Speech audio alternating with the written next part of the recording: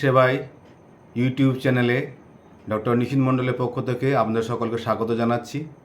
আজকে আমার আলোচ্য বিষয় হচ্ছে ধানের বিভিন্ন রস শোষণকারী অর্থাৎ শোষক পোকা, বাদামের পিঠ শোষক পোকা, রাইস টুকরো ছড়ানো হচ্ছে, সবুজ শ্যামা পোকা, দোয়ে পোকা ইত্যাদির পোকা সম্বন্ধে আলোচনা হবে এবং তাদের যথাযথ প্রতিকার, তাদের ক্ষতির প্রকৃতি এবং সুষম নিয়ন্ত্রণ পদ্ধতি নিয়ে আজ আমরা আলোচনা করব।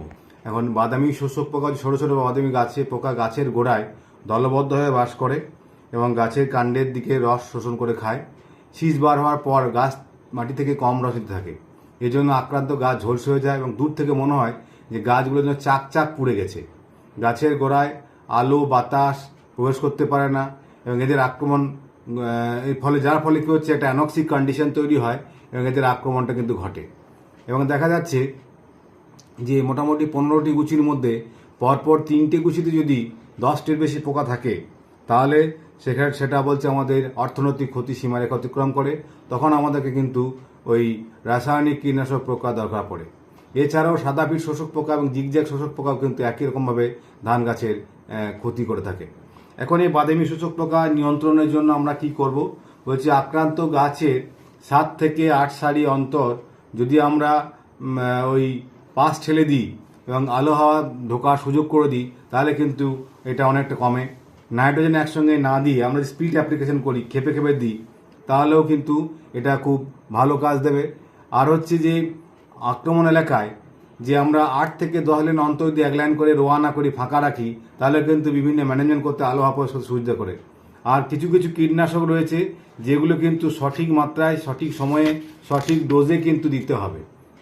কোন কোন ধরনের কীটনাশক আমরা এর ক্ষেত্রে দিতে পারি বলছি, অ্যাসিফেট, যেটা বাজারে স্টারথেন অ্যাসাটাপ বলে পাওয়া যায়, 1 গ্রাম প্রতি লিটার জলে মিশিয়ে প্রয়োগ করতে হতে পারে। বিউপ্রোফেনজিন বা অ্যাপ্লট বলে পাওয়া যায় 1.5 ml প্রতি লিটার জলে। ডাইনেটোফোরন বা টোকেন 0.4 গ্রাম প্রতি লিটার জলে, এটা ক্লাসগুলি নেমে পাওয়া যায়। ফ্লোনিকামাইড বা উলালা, যেটা 0.2 গ্রাম প্রতি লিটার জলে মিশিয়ে দিতে হয়। পাইমেট্রোজিন বা বিপিএই সুপার 50%-এর যে কনসেন্ট্রেশনের 0.6 গ্রাম প্রতি লিটার জলে। ট্রাইফ্লুমেজোপাইরিন, যেটা ডাওপেক্সালন বা ভেস্টুরি বলে পাওয়া যায় 10% যে ঘনত্বের, যেটা 0.5 ml পার লিটার। এছাড়াও কিছু কম্বাইন যে কীটনাশক রয়েছে, অ্যাসিফেট ইমিডাক্লোপ্রিড মিশ্রণ, যেটা গ্ল্যামান হলে 0.3 গ্রাম, যদি সেটা ল্যান্সার গোল্ড হয় তাহলে 1 ml পার লিটার জলে মিশিয়ে দেওয়া যেতে পারে। ইন্ডক্সোকাপ এবং অ্যাসিফেটের মিশ্রণ, যেটা বলবান্নয় পাওয়া যায় 0.75 ml প্রতি লিটার জলে মিশিয়ে দিতে হয়। অ্যাসিফেট এবং বিপ্রোফিনজেনের মিশ্রণ, যেটা উলালা প্লাস বলে বা বিপ্রো প্লাস বলে পাওয়া যায় 2.5 গ্রাম পার লিটার জলে মিশিয়ে দেওয়া যেতে পারে, বিশেষ করে বাদামি শোষকের ক্ষেত্রে। আর ডাইনেটোফোরন এবং অ্যাসিফেটের মিশ্রণ, যেটা অ্যাসিগোল্ড প্লাস বলছে, এটা 50% ঘনত্বের 1.76 গ্রাম প্রতি লিটার জলে মিশিয়ে দেওয়া যায়। এছাড়া বিউপ্রোফেনজিন এবং ফিপ্রোনিলের মিশ্রণ, বিপ্রোনিল, যেটা আপনার 3.85 সাস্টেনেবল কনসেন্ট্রেট, এটা 1.5 ml প্রতি লিটার জলে মিশিয়ে প্রয়োগ করতে হবে।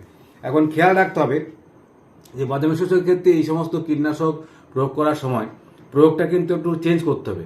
এটা একদম প্রথমে আপনার মাঠের আলে একটু প্রয়োগ করে নিতে হবে, তারপরে সেটা একদম মাঠের দিকে শুরু করে আবার আলে শেষ করতে হবে।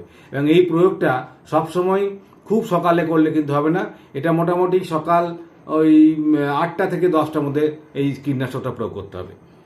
এবার আসছি যে আমরা পরবর্তী যেটা আসছে যে শ্যামা পোকা, যেটা কিন্তু আমরা জানি যে এরা টুংরো রোগের যে এটা আছে সেটাকে ওরা বহন করে। এই যে শ্যামা পোকা আমরা ছবিতেও দেখতে পাচ্ছি সুন্দরভাবে, যে এরা সাধারণত বলছে যে গাছের কচি পাতা এবং গাছ অংশ খেয়ে রস শোষণ করে, ফলে পাতা হলদে হয়ে যায়। এবং এরা শুধু খায় না, একটা ভাইরাসের আক্রমণ ঘটে, টুংরো ভাইরাসের সংক্রমণ করিয়ে দেয় এবং পুরো গাছটা কমলা বর্ণের হয়ে যায়। গাছ বেটে হয়ে থাকে, পাশকাঠির সংখ্যা কম থাকে, অল্প কিছু কিছু ছোট ছোট শীষ তৈরি হয় এবং ধান চিটে হয়ে যায়। এবং এইটার কন্ট্রোল করার জন্য আমরা কি করব না, যদি শ্যামা পোকা আসে বলছে প্রতি ঝাড়ে 20টা পোকা দেখা দিলে, কিংবা প্রতি ঝাড়ে 2টো পোকা বা টুংরো দেখা না দিলে, গড়ে যদি প্রতি ঝাড়ে 20টা করে পোকা দেখা যায় তাহলে কীটনাশক প্রয়োগ করতে হয়।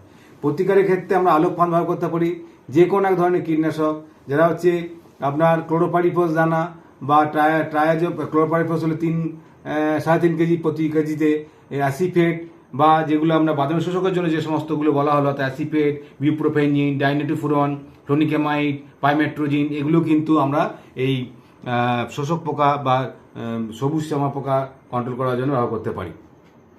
এছাড়াও ধানে কিন্তু আর একটা জিনিস রয়েছে, যেটা উঁচু জমিতে যে সাদা পোকাগুলো, দোয়ে পোকা রয়েছে, সাদা পোকা পাতার খোলের ভিতর অবস্থান করে, কাণ্ড পাতার খোল থেকে রস শোষণ করে নেয়।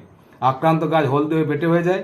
বলছে পর্যাপ্ত সেচ পূরণ করতে হবে, দোয়ে পোকা কন্ট্রোল করতে হবে, যেন জৈব কীটনাশক বিভরিয়া প্যাশনে দিতে হবে, এবং ইমিডাক্লোপিড যেটা রয়েছে সেটাও কিন্তু প্রয়োগ করতে হবে। আমরা এই যে হপার বার্ন দেখছি, এটা একদম পুরো প্যাচি মানে জায়গা বসে যায়, ধানগুলো খড়ের মতো হয়ে যায়, এবং বিভিন্ন ধরনের পোকা দেখুন পুরো ধানের যে খাঁজ জায়গাগুলোতে খেয়ে নিচ্ছে। এবং এই দোয়ে পোকাগুলো বলছে হালকা গোলাপি রঙের হয়, কাণ্ড পাতা খোল থেকে যে রস থাকে সেগুলো শুষে খেয়ে নেয়, এবং এর ফলে গাছটা কিন্তু দুর্বল হয়ে যায়। গ্রিন লিফ হপার খাওয়ার ফলে এরকম টুকরো হয়েছে, পুরো ঝাঁটার মতো হয়ে যায় গাছগুলো এবং বসে যায়। আমরা যদি এই যে 8 সারি অন্তর 1 সারি কিন্তু আমরা ফাঁকা রাখতে পারি, এগুলো রয়েছে। এছাড়াও দেখুন যে আপনার ওই মাঠ কিন্তু পুড়ে যাচ্ছে। আমার এই ইউটিউব চ্যানেল কৃষকের সেবায় আজকে যে আমরা বাদামি শোষক পোকা, শ্যামা পোকা এবং আমরা দোয়ে পোকা সম্বন্ধে আলোচনা করলাম, এই আলোচনায় আপনারা আশা করছি অনেক ফলপ্রসূ হবেন এবং সঠিক যে সমস্ত কীটনাশকগুলো বলা আছে সেইগুলো প্রয়োগ করবেন। এবং এই চ্যানেলটির এই ভিডিওগুলি যদি আপনার ভালো লাগে তাহলে এটাকে অনেকে সাবস্ক্রাইব করুন, আপনাদের বন্ধু পরিজনদেরকে বলুন সাবস্ক্রাইব করতে, এবং অনেক বেশি লাইক শেয়ার করুন, যাতে আরও ভালো মানে উন্নত মানের ভিডিও বিভিন্ন ফসলের আমরা আপনাদের কাছে উপস্থাপিত করতে পারি। ধন্যবাদ।